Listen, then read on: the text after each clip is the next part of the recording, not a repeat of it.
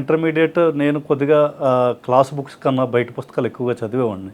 అంటే గాంధీజీ ఆటోబయోగ్రఫీలు, లేదంటే నెహ్రూ గురించి, సుభాష్ చంద్రబోస్ గురించి, ఇలా దేశం నేషనల్ లీడర్స్, ఆ టైపు ఫ్రీడమ్ ఫైటర్స్ ఎవరైతే ఉన్నారో వాళ్ళ మీద చదవడం నాకు కొద్దిగా ఇంట్రెస్ట్. ప్లస్ అవన్నీ పెయింటింగ్లు కూడా వేసేవాడిని.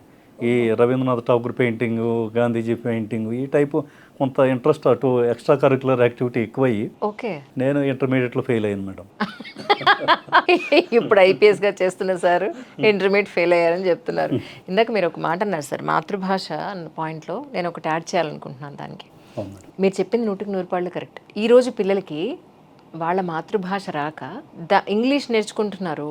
ఆ భాషని ఎగ్జాక్ట్గా మన భాషలో ఏమంటారంటే ట్రాన్స్లేట్ కూడా చేయలేకపోతున్నారు. ఇక ఆ భాష వచ్చినట్టు ఏమిటి లెక్క?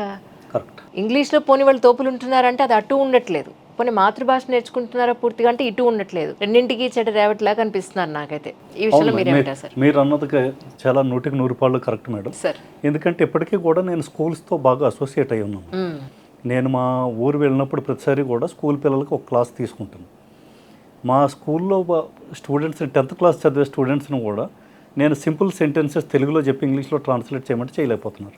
మరి ఇంకా వీళ్ళు ఇంగ్లీష్ మీడియంలో చదివి వాళ్ళు ఏం సాధిస్తున్నారు అన్నది నాకు అర్థం కావట్లేదు. Correct correct. అలాగే నేను ఇంగ్లీష్లో సెంటెన్సులు రాసి తెలుగులోకి మార్చమంటే అది మార్చలేకపోతున్నారు. కరెక్ట్. సో అటు తెలుగు ఇటు ఇంగ్లీష్కి రెండింటికి చెడ్డ రేవడ్లాగా వీళ్ళు తయారవుతున్నారు.